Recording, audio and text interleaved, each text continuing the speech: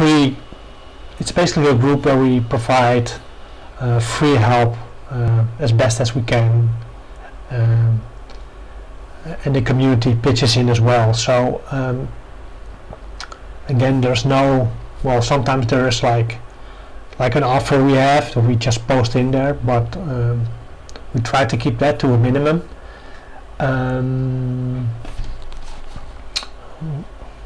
Click away the updates. Okay, so basically our Facebook group, we basically offer something for free, that if you sign up for any course or whatever, you have to pay for that type of support. So what you have to pay for with others, we basically provide for free. And I think that's, again, I have no problem with helping people for free.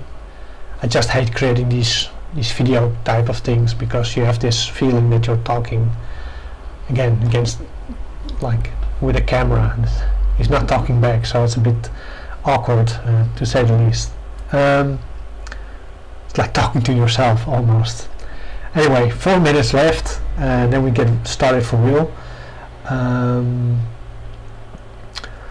Again, have any questions, post them in the chat. I will address them later on at the end of the webinar.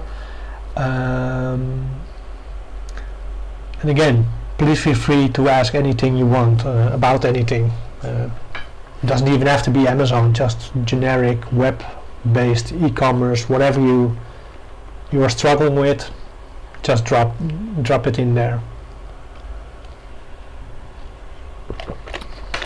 Also, maybe, because I can't hear myself, if you notice something like a delay or whatever, just let me know, and I will try to adjust it here midstream, right? So, right, 3 minutes left. So, okay. Now, before we get started, it's not just that, the reason that I don't do a lot of videos, webinars and stuff like that. Yes, I don't like to do them, but generally speaking, like podcasts and webinars, I find them to be like a distraction at best, most of the times, right? Even like the free great ones, they at the end of it or in the middle of it, basically just like everyone else, they try to sell you something. So I try to keep it short. Again, I've written something down yesterday because I just want to make sure I hit all the key points, which I tend to forget if I'm just going to talk out of the top of my head. It's like 1600 words, so it shouldn't take more than like 30 minutes of your time. So and I do think that we have some information for you that will you can use and you can apply to like real life situations, because I think many of the webinars and videos out there, they paint this like unicorns and rainbows type of pictures, and they make it look better than it actually is, and I tend not to do that, right? So, right, 1 minute left, so going to scroll up so I can see. Okay, so, well, let's just get started, right? So, before we get started, as you know, we have like several opportunities for you to jump in on. All right, from a profit share to our brand builder program, and even like a great discount on our leads list. So, but before we go there, I want to start by telling you that unlike many people out there who basically paint Amazon as this holier than thou great thing that is like without fault and whatever, But I would really like to remind you that Amazon is not your friend, right? It's not your buddy. They won't help you when you're stuck. It's just an opportunity. You have to see it like this. The only reason the FBA program exists is because like 10 years, maybe even 15 years ago, Amazon was it was a growing online bookstore, right? And when they wanted to scale up, they had to make a choice as to how to move forward. And they basically had two options. Option one was try to attract a lot of investors, and in exchange for ownership or parts of or shares of the company, they could get that chunk of the market, that inventory they needed to take over the online marketplace. Option two was to set up basically the FBA program where you ask third parties to send in inventory towards your own warehouses and actually have them pay you for that privilege, right? And whatever you think of Bezos or Amazon, now we say, oh, that's easy, but when he did it, it wasn't that commonplace. So it was actually quite brilliant, right? So they chose option two. Now, the reason I'm telling you this is because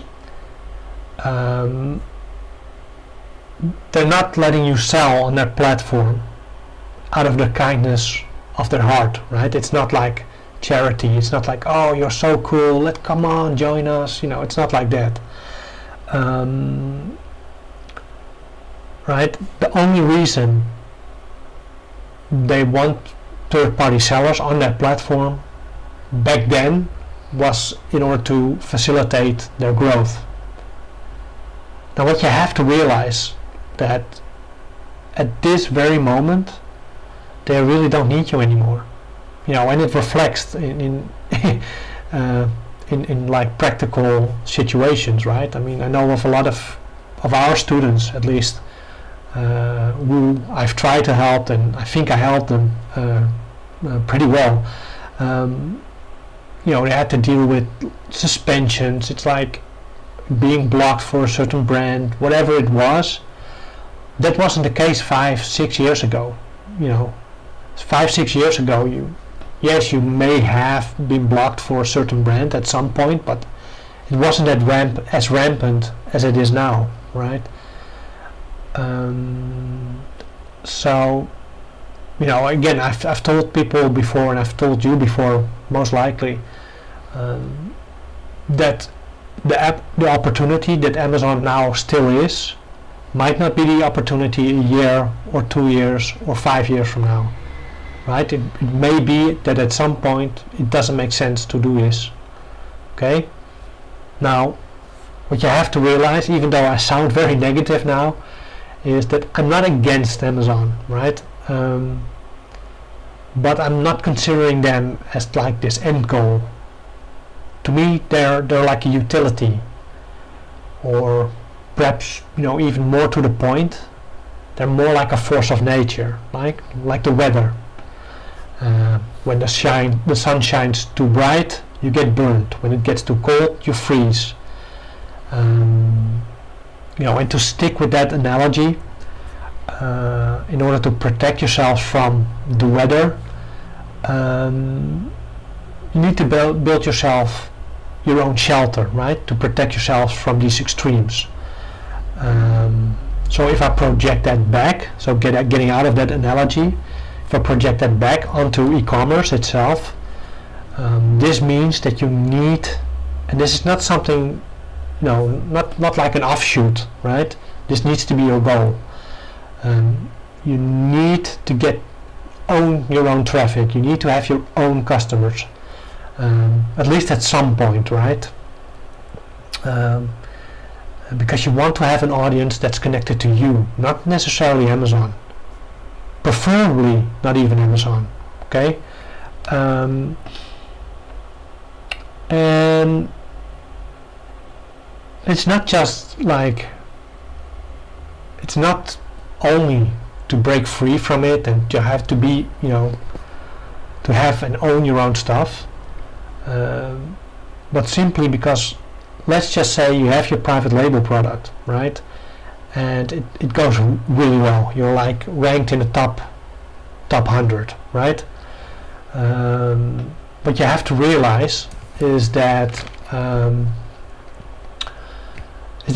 once your product sells really, really well, Amazon just steals it from you, right? They basically collect all the data, and don't think like, oh, you're talking like out of your back end. It has happened, right? Where Amazon sees, okay, this product is doing well, let's just chuck our own brand in it. And the problem, and that's the downside of Amazon, is they basically own that platform, right? I mean, I'm sure you've noticed that if you're doing arbitrage, for instance, that when you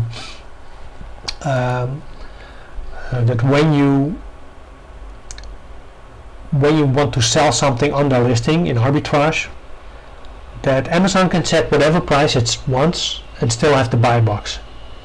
If they sell out and you go to that same price, you get this blue link saying, okay, check out the sellers. You don't get the buy box anymore. On top of that, they're very big, so they can basically, they can sell something for $12, whereas you have to ask $30, right, for the same type of product. So,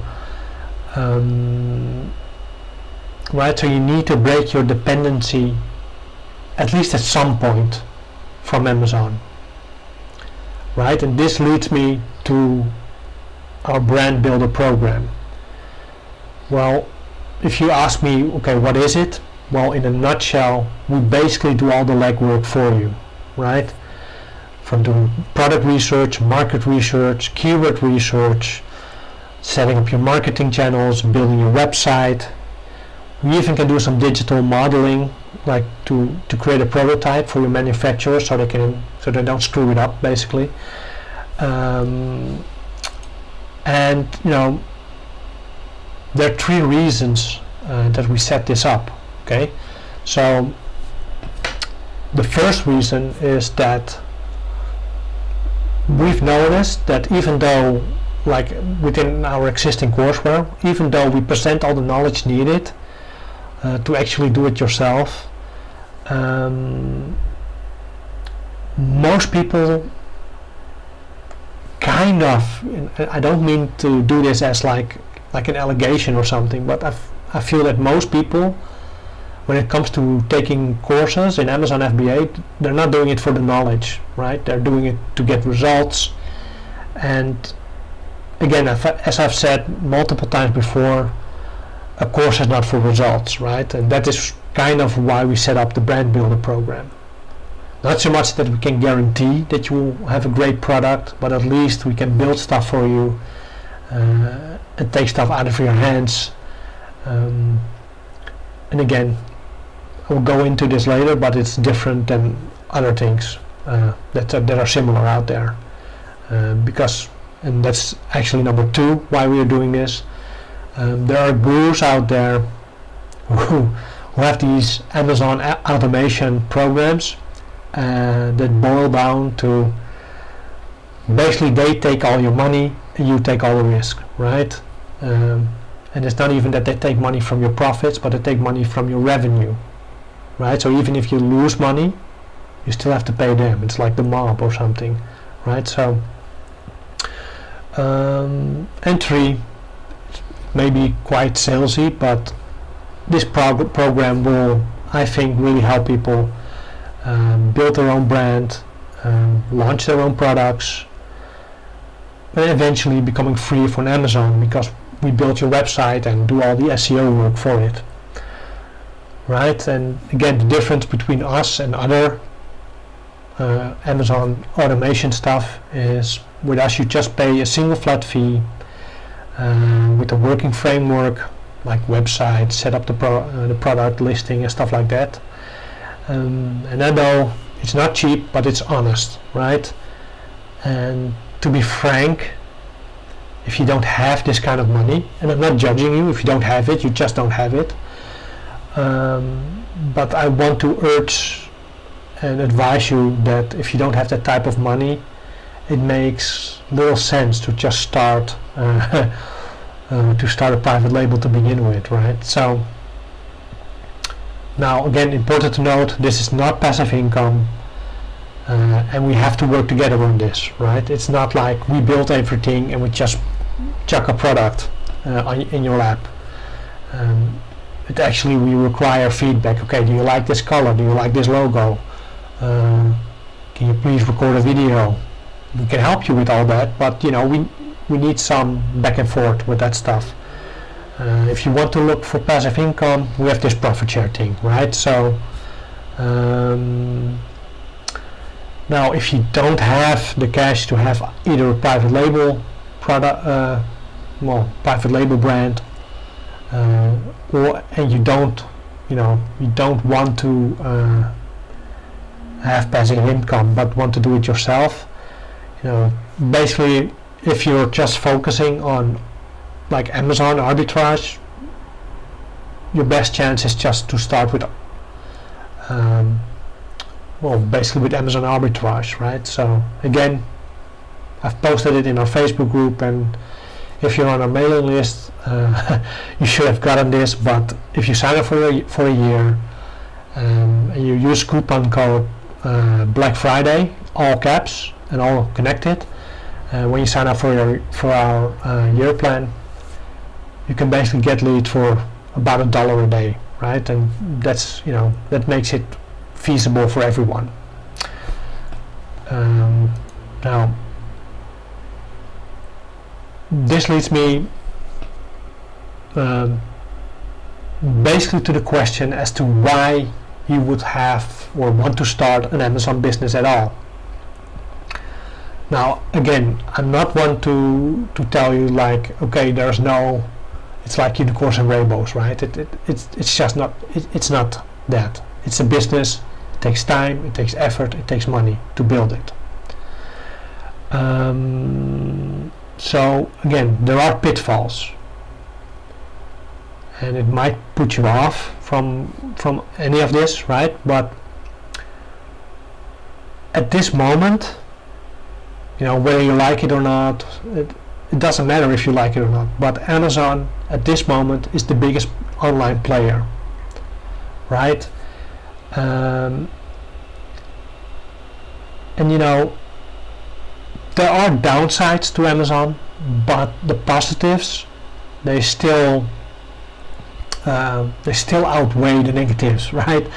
And again, no matter which business you choose, there will always be some drawbacks. There will always be some negative thing. So it's just like pick a lane and go for it, right? That's what it is. And if you have little capital, or perhaps just and don't want to invest what little capital you have into a passive income stream and just rather do the work yourself, doing arbitrage, whether it's retail arbitrage or online arbitrage, is the best way to start, right?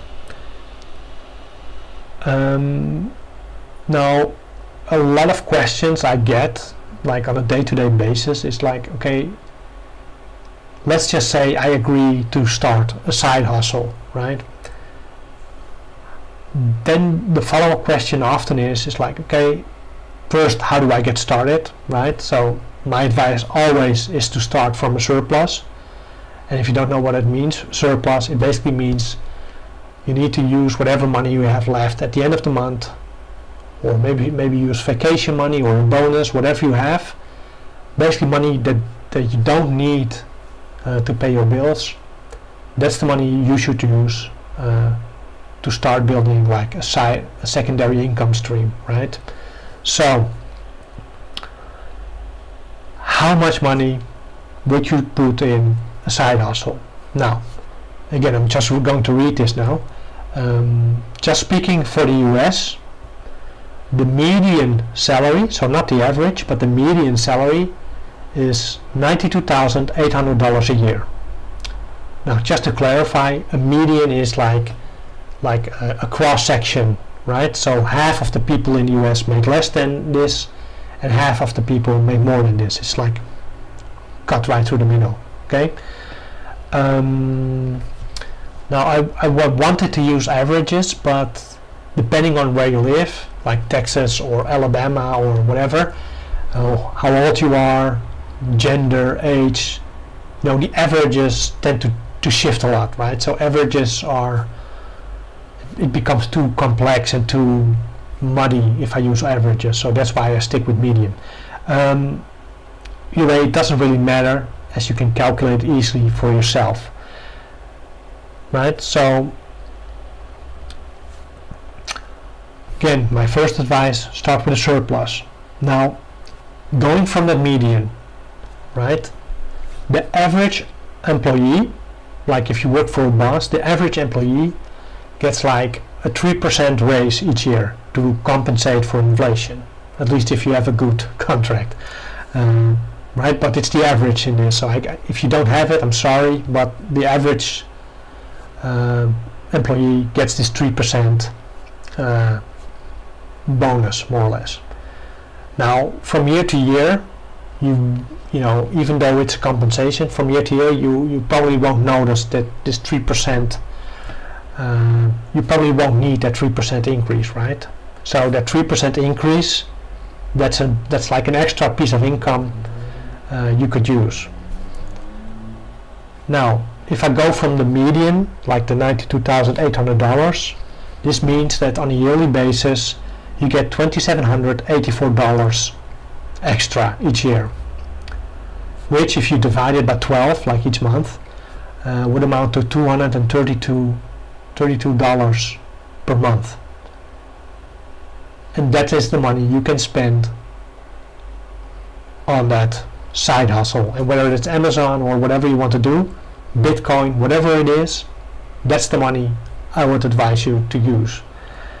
If you make 50k a year, this means 1,500, which amounts to like roughly half per month. So let's say $150 you can spend on your side hustle each month. Now, the reason I tell you to use this raise, this 3% compensation you should get each year, is because I know that people, whether you earn $20,000 a year or $150,000 a year, people tend to live according to their standards, right? If you make $150k a year, you probably have a nice apartment or a big house, and all the money you earn goes into that lifestyle, right? If you make 20k a year, you live in a small shack, but you still live up to that standard that you're accustomed to. So the key is to use the money you don't need yet, and you haven't really compensated towards yet, right? So that extra $3,000 or $2,000 you make extra a year, thanks to that compensation bit, that is something that's like a discipline thing, right? So you have to keep in mind that from the 1st of January you get a fictive $232 if you make like 90k a year, right? To spend each month. And to spend, I mean to invest. Now, as to the reason why you should invest your money at all, again, I'm not saying buy into our stuff, do whatever you want with it, but the reason I think you need to invest is basically because being dependent on a single income is dangerous. Sure, you can put it on a bank, but I don't know where you live, but where I live, the bank they either charge negative interest, so which means you have to pay them, or so little that like the inflation basically reduces the value of your money, and over time you actually money the money you put in the bank will reduce in value quite drastically. So again, doesn't matter where you invest it, just research whatever you want to do, but make sure you put whatever, again, make sure you have like a reserve, but whatever you have left or can spend or can possibly spend in the future on investing, please make sure you do so, right? Okay, so anyway, I don't see any questions in the chat, but I got some throughout the week when I announced this.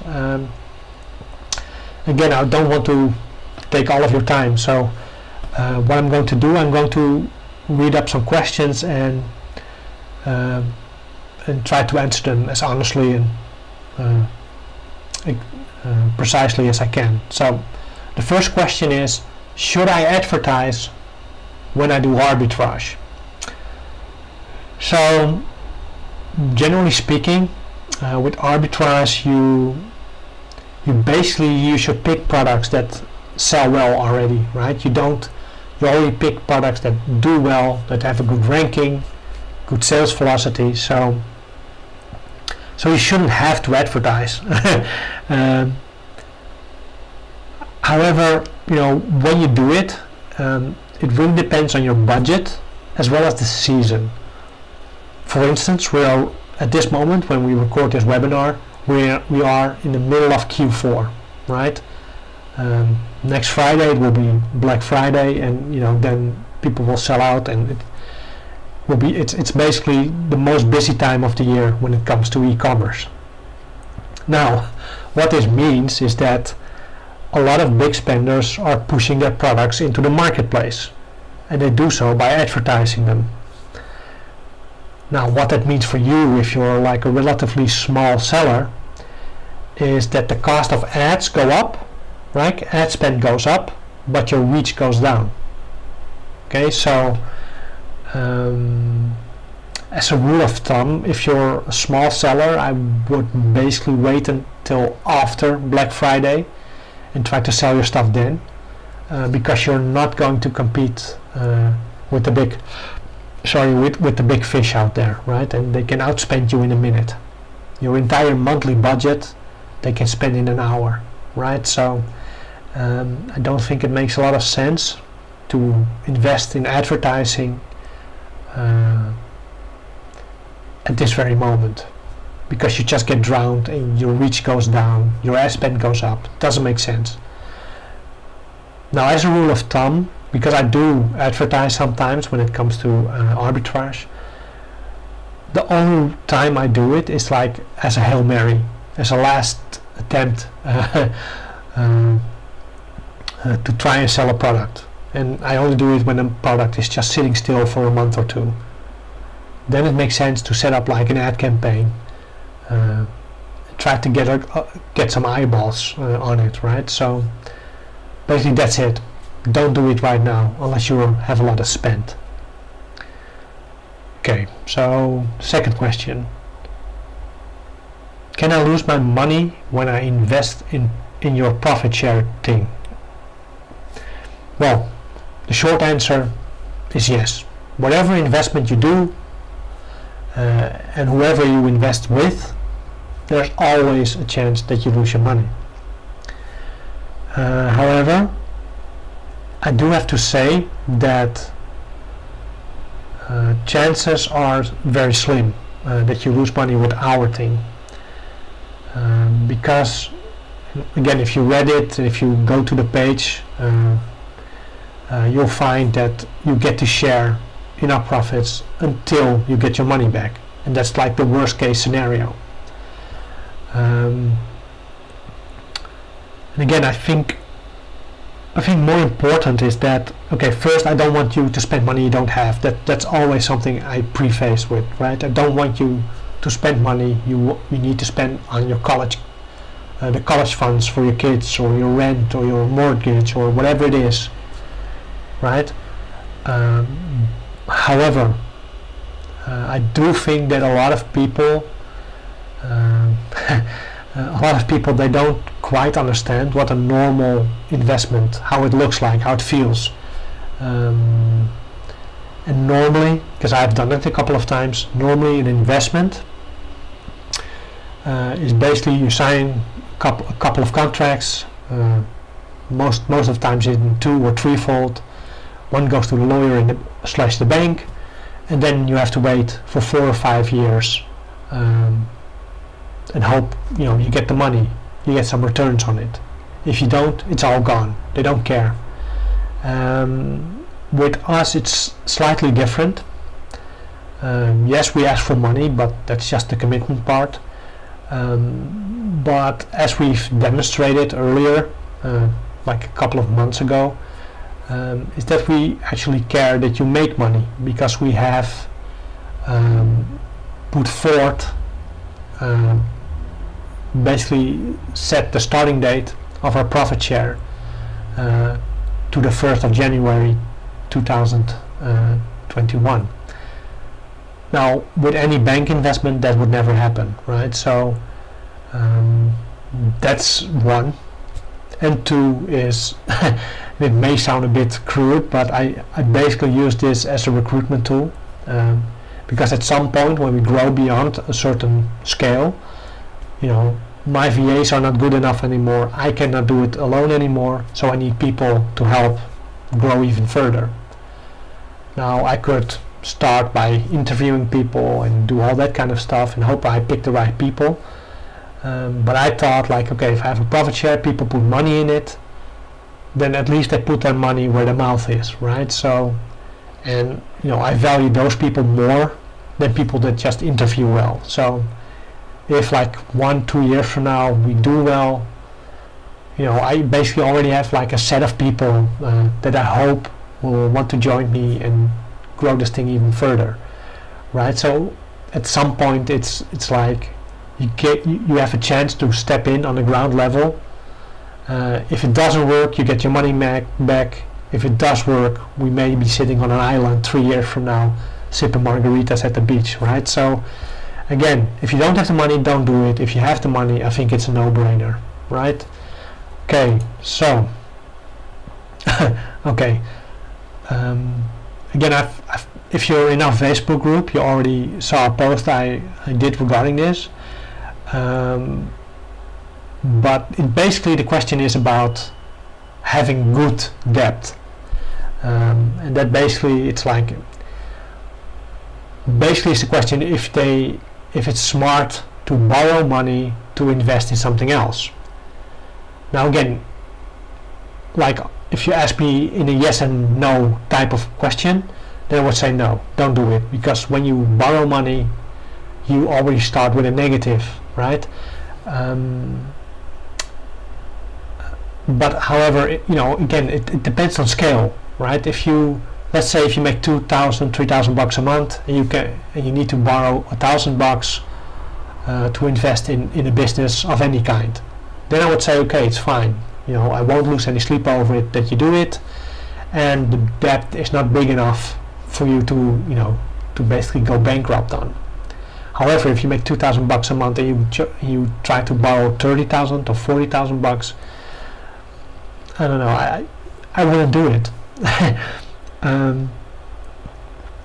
Again, the idea that there is such a thing as good debt is it's malarkey, it's BS, it's nonsense, right? The only people that create so-called debt and actually profit from it, these are people that already have money, right? So they make a lot of money, and they basically want to tell the IRS, say, okay, we are poor, look at my returns, I don't make any money. While in reality they just they put their money in different baskets, put it in long-term investments, so they don't have to pay taxes, so it looks like they don't have any money. Regular people like you and me, perhaps, if we borrow $10,000 or $20,000 or maybe even $50,000, whatever it is, you basically are already losing money the moment you sign that contract with the bank, right? The interest payments alone. Let's say if you borrow $10,000, right? the interest payments alone by the end of the year, it's just ridiculous. Let's say 8%, right? It's almost $800 you just lost. And the problem is with borrowing money for a business, especially a new business, like if you want to borrow money to start for yourself. The problem with that is that there are two main things that I associate with new business. One, it's highly volatile. It can go up, it can go down, it can you can go for the sky and make it, but just as fast hit rock bottom, right? It's highly volatile. There's no constant, there's no proven system yet. The second thing is that with new business, right, you make mistakes. And what is the most annoying thing about mistakes, especially with e-commerce, is that when you make mistakes, it's going to cost you money. The problem with going into debt, getting a loan or whatever it is that you can't afford to lose money, because the pressure of the payments you have to make plus the interest, that basically will ruin you if you make too many mistakes. There's already pressure to at least break even, right? To pay all the bills. So you start with. It's better to start with money you have and just see how far you can get with it. Now again, if you have borrowed money to get into our stuff, or want to borrow money to get in our stuff, again, just start with the small ones. Don't invest in the 12,000 profit share thing, right? Because it just, again, I'm more than willing to let you shares to cover that interest payment as well, if things go bad. But I just don't want you to do it for our stuff, and I advise you to not do it for your own stuff either. If you're going to borrow a small amount, something you can pay back with your vacation money or a bonus or whatever. Okay, so that was the question about debt. Now I'm going to check in our Facebook group, because I know there were a lot of questions there as well. Okay.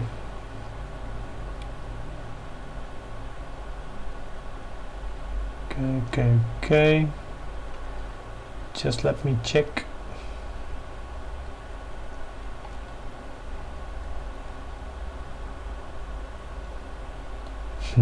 Okay.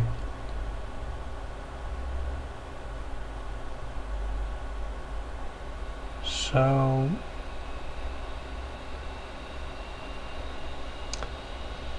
all right, so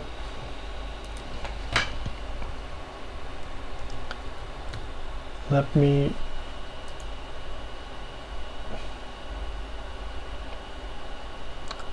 okay, so again, this is again with a profit share. Sorry, but let me see if I can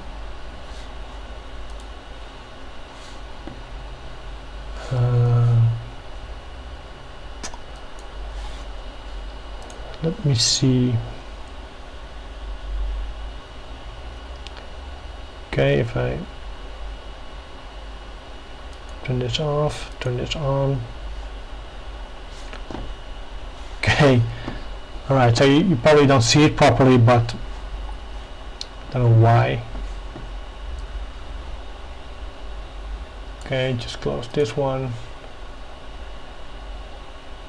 Sorry, I just need to, because for some reason my screen scales down when I'm streaming.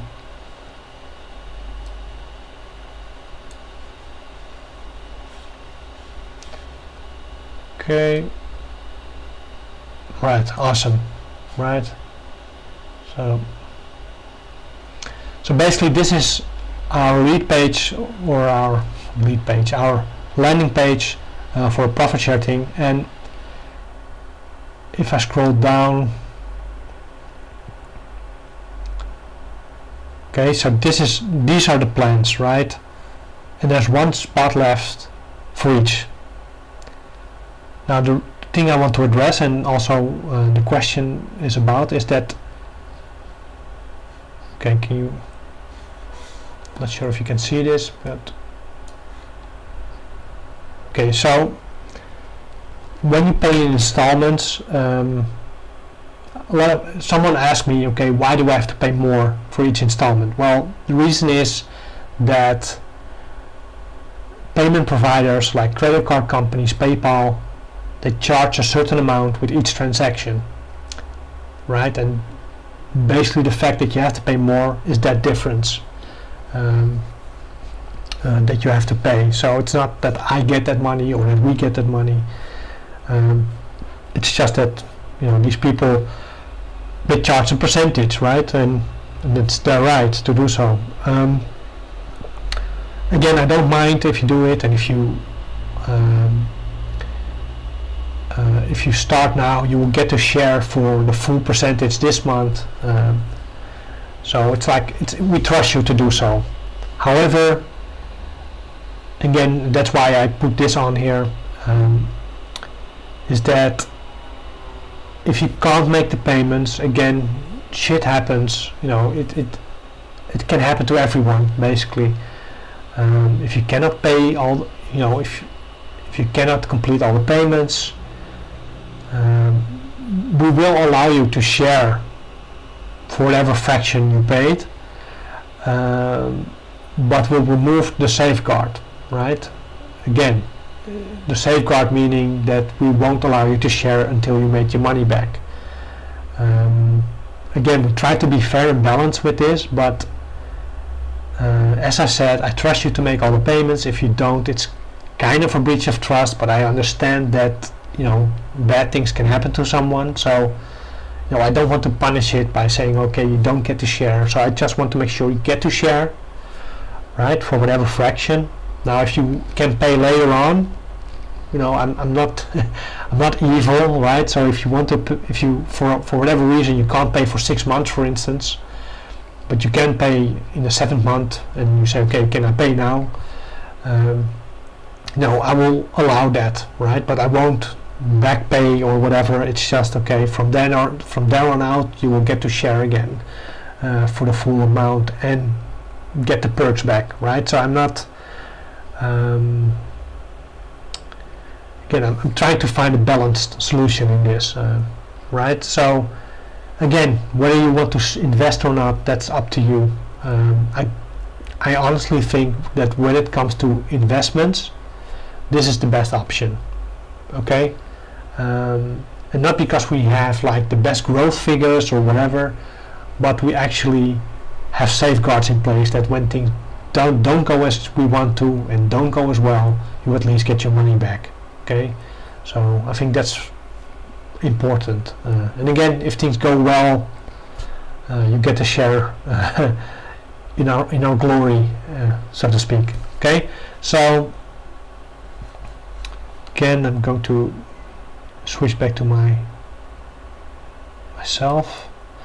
Okay, so okay, getting a bit dark here. Alright, so let me see if there are any questions. No. Okay, so let me check back if I forgot anything to mention.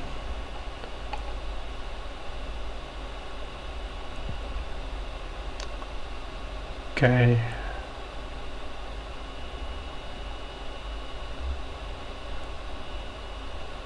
So maybe do a small recap. Okay. Let's do a short recap. I haven't prepared this, so it's going to be at the top of my head. First thing you need to make sure, and it doesn't matter what your side hustle is, but you need to start from a surplus. Figure out where you get the money from, and again, my advice is to use that 3% compensation, because you wouldn't, the inflation or your costs are not that bad that you would need that money. unless you're very low in like the income chain, then it might be, but use that 3% and invest that 3% in whatever you want, but you need to research it, but that's the 3%. That's what I would start with. Now the reason why you should invest is simply because it doesn't make sense to store your money. Yes, you need to make sure you have a nest egg, but you know, the way the banks are structured right now and the way like inflation is going and your interest is going, it doesn't make sense to keep it in the bank, right? Again, we think that we offer something, but it doesn't matter if that's the case. Do something else, fine, but invest it. Don't sit on your money. Don't put it in a mattress, because it will devaluate over time if you do nothing with your money. Okay, so that basically is what you need to do in order to move forward if you want to create a secondary income stream. Again, it doesn't make sense. It's actually very dangerous to be dependent on a single income, right? I mean, and you might not even notice it if you're like my age, like 30, 40 years of age, but once you get older, right, and I know of a lot of people working that when they get 50 or 60, you know, they become kind of a liability, and then, you know, they cost too much money, and the company basically wants to hire the 20-something year old to do the same thing for half of the money, and they will, you know, whatever mistakes they make, you know, the money they save on that older person, you know, that would compensate, you know, and that's the danger of having a single income. You become too dependent on that one employer. And I foresee that in the future, you know, again, when you were old in the 80s, things were kind of okay. When you in the 90s, it went bad. 2000s, it went even worse. Now, you know, people go on holiday, and when they go back, you know, they see someone else sitting in their office, right? So, again, not for me.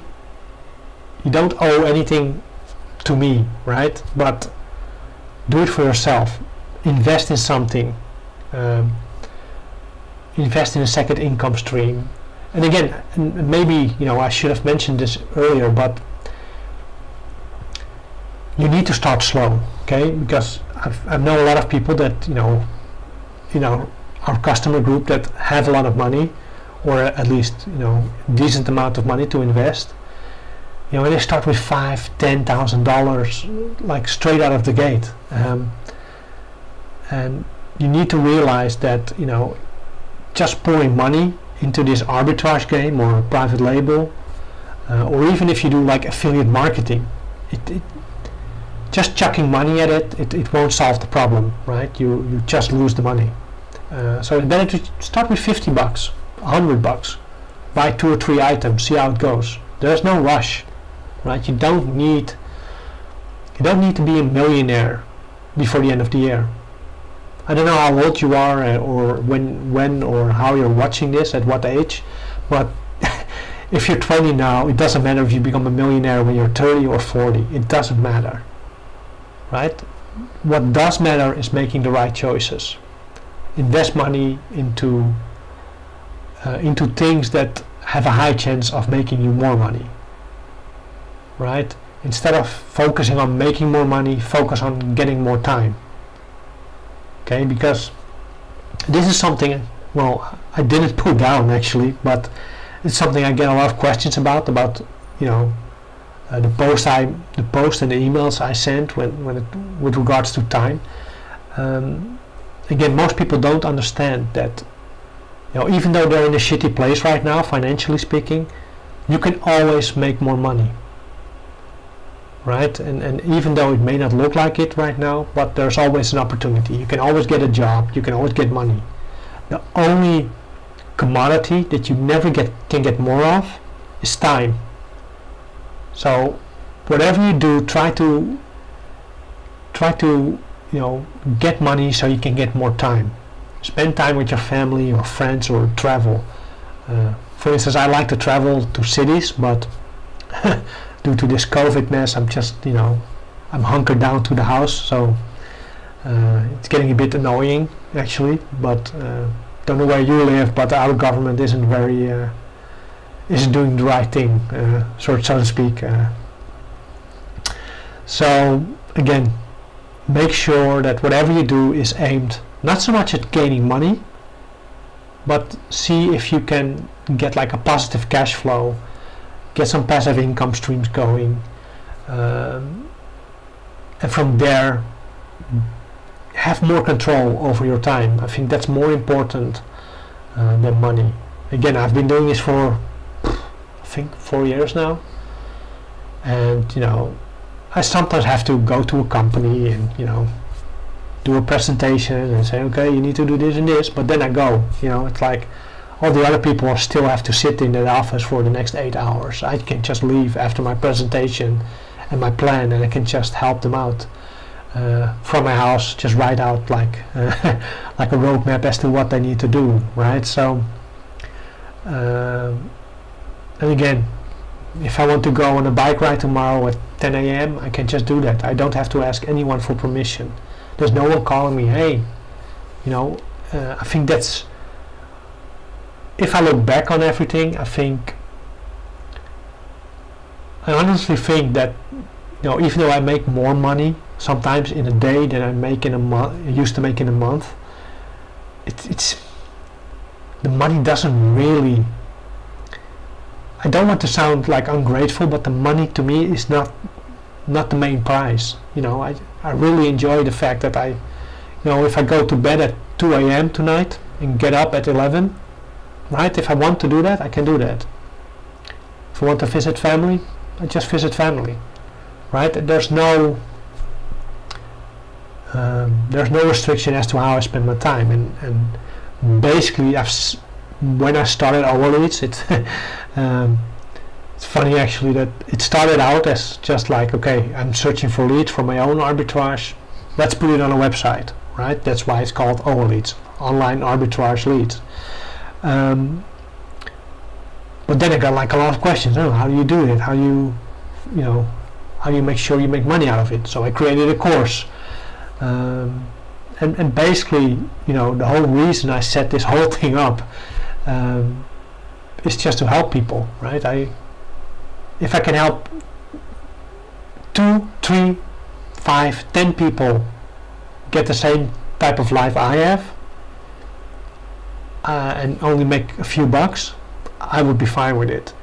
I know many people out there, they just hype things up and they want to have a big following and 60 million subscribers. Would be nice, obviously, but I think I rather do it like the honest way and just try to help people get the same type of freedom I have.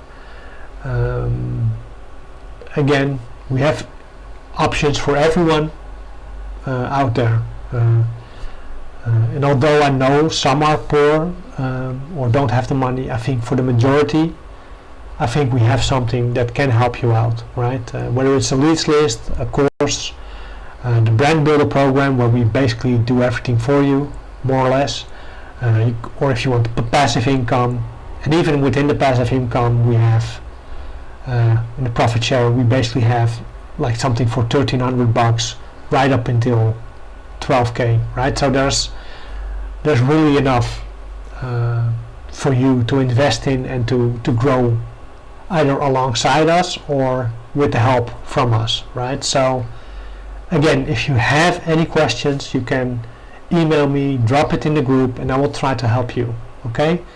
So as I've been talking for, I think, wow, okay, more than an hour already.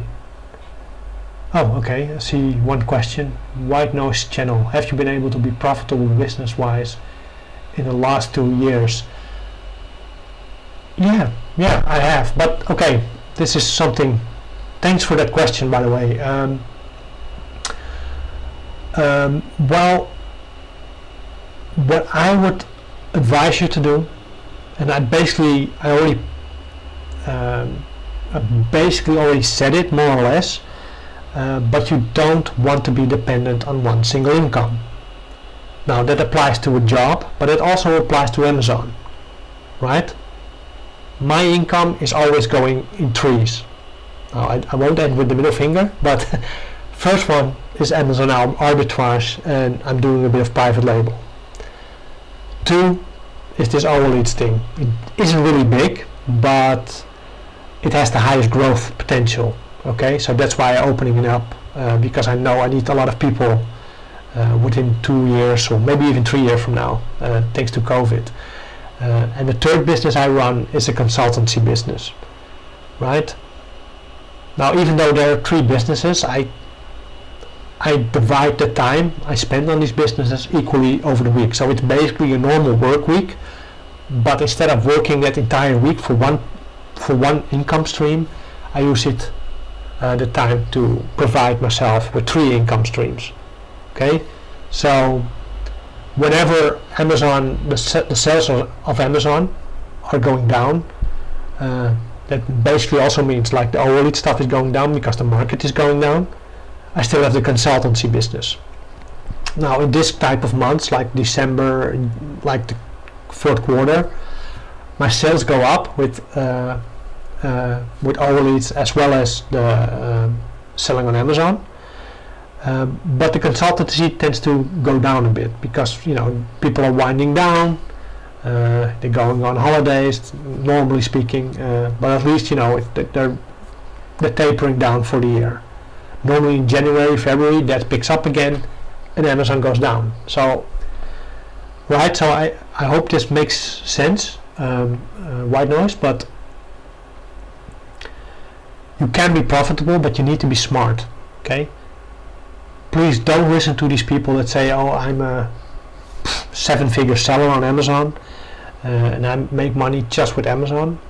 There may be, but I think that's not the rule of thumb. I make a decent amount of money with Amazon, but I wouldn't like the fact that I would be dependent on that income, on that sole. Again, one income is just dangerous, right? Warren Buffett or Mark Cuban, if you want to, big it up. These people, they are not. They're not dependent on a single income. If one business fails, they have 4 or 5 others, right, where they can draw money from, where they can finance their life with. So, again, I hope this answered the question. I'm going to wait for a bit, to see if any more questions come in, and there's also a small delay in our live stream, so I don't want to cut it off in the middle of the answer. Anyway, I'm really thankful for the people that did watch. I know we're not a big channel, but we try to help people as best as we can. No worries, White Noise channel. I hope it helps. If you need any more help, by the way, you can always drop me an email. It's on top of there. You can also go into our group and ask it there. Again, we're just trying to help people, so and that's what we do. So again, thank you all for watching, and again, I hope to do this soon again. If you want to, just let me know if you like it. And I'm going to wait until the delay goes away, so I don't cut off the stream. Again, thank you for watching, and hopefully I'll see you next time. Okay? Bye bye.